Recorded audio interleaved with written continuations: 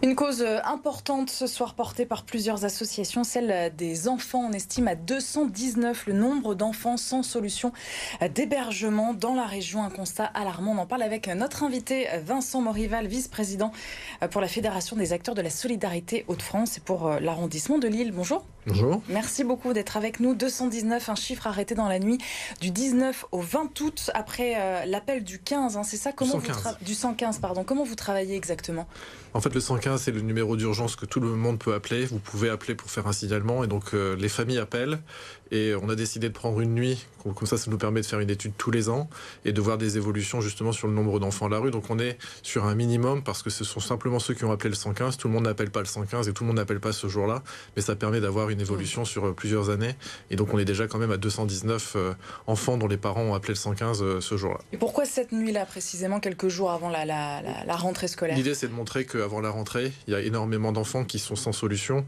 On est à 49 enfants de moins de 3 ans qui sont à la rue et 65 là, qui vont reprendre l'école, qui ont entre 6 et 11 ans et qui dorment dans des conditions précaires.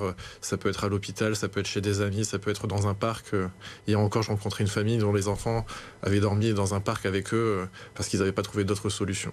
Donc il y a ce constat et des rencontres après. Alors si je comprends bien, quel est après le constat, qu'est-ce que vous faites? C'est quoi votre rôle? Quand les personnes appellent le 115, donc leur demande est enregistrée et malheureusement il n'y a pas assez de moyens pour pouvoir leur proposer des solutions rapidement et immédiatement. Donc nous, c'est une de nos premières demandes, c'est d'avoir des places à leur proposer pour qu'ils ne soient pas dans la rue justement, qu'ils ne soient pas dans les parcs et les hôpitaux. Et ensuite ils sont orientés vers les accueils de jour où là en fait il y a des travailleurs sociaux qui vont les recevoir et qui vont travailler avec eux pour justement essayer de trouver des solutions à leurs difficultés. Alors, ça fait 6 ans que ce baromètre existe. Quel constat vous faites à Lille et dans notre région alors depuis ces dernières années? Voilà, sur les 6 ans que le baromètre existe, on voit que ça a quasiment doublé le nombre d'enfants à la rue. Il y a eu beaucoup d'effets d'annonce. On fait ce baromètre tous les ans et donc les politiques parfois nous répondent.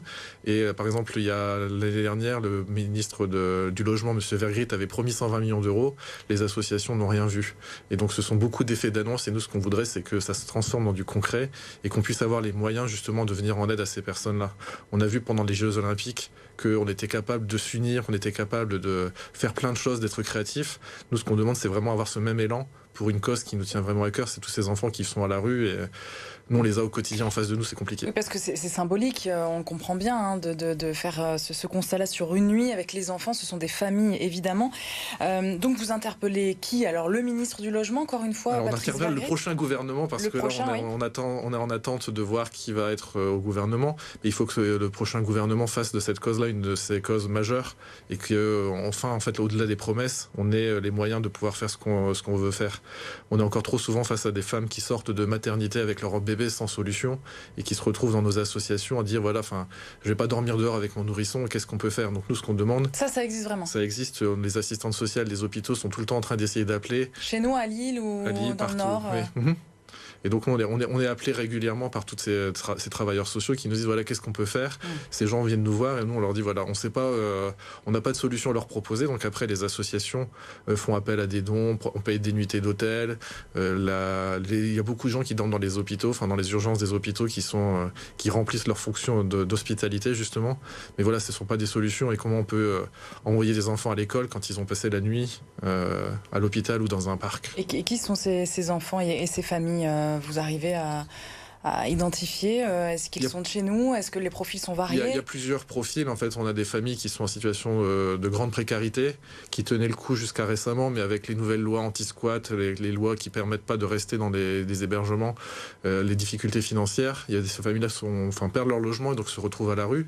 On a aussi pas mal de personnes qui sont étrangères, qui sont là pour s'intégrer, qui ont envie de venir. Hier, j'étais encore avec une famille afghane. Et donc, pareil, voilà, quand on voit tout ce qui se passe en Afghanistan, on comprend que ils ont envie de pouvoir s'échapper de toutes ces conditions. Le contexte géopolitique fait que... C'est ça. Et donc après, voilà, l'idée, c'est de pouvoir les aider le plus rapidement possible parce que plus le temps à la rue est passé long, plus les difficultés sont importantes. Et des conséquences à l'école, vous parliez justement de ces enfants qui la veille, enfin le lendemain se retrouvent en classe. C'est compliqué d'avoir des apprentissages et puis on sous-estime aussi beaucoup tout l'impact psychologique. Nous on a dans nos associations des psychologues qui travaillent justement sur toutes ces questions-là parce que vivre à la rue c'est un vrai traumatisme et donc pouvoir les accompagner dans cette dimension-là c'est super important pour qu'ils puissent réussir. Et ce qu'on constate c'est que malgré toutes ces difficultés-là, il y a une vraie volonté de s'en sortir et tout. Et les enfants font souvent beaucoup d'efforts avec aussi un aspect psychologique. Ils se disent voilà, si moi je fais des efforts et tout à l'école, ça aidera peut-être mes parents à trouver un logement. La fédération, donc je le rappelle, ça regroupe plusieurs associations, dont l'UNICEF. Alors l'UNICEF c'est un partenaire. Nous, la fédération regroupe tous les acteurs, les associations qui gèrent de l'hébergement, de l'insertion, du logement, et de l'insertion par l'activité économique. On est vraiment là pour les gens en grande précarité. Vous avez besoin de bénévoles? On a besoin de bénévoles, on a besoin de dons, on a besoin de financement. C'est vrai que ça c'est toujours des questions. Le nerf de la guerre c'est vraiment l'argent et les bénévoles. Les bénévoles, il y a plein de bonnes volontés. En France, on est une nation avec beaucoup de fraternité, beaucoup de gens qui veulent s'engager. Maintenant, il faut que ça suive aussi au niveau financier. Merci beaucoup, le message est passé. En tout cas, merci d'avoir été avec nous. Merci.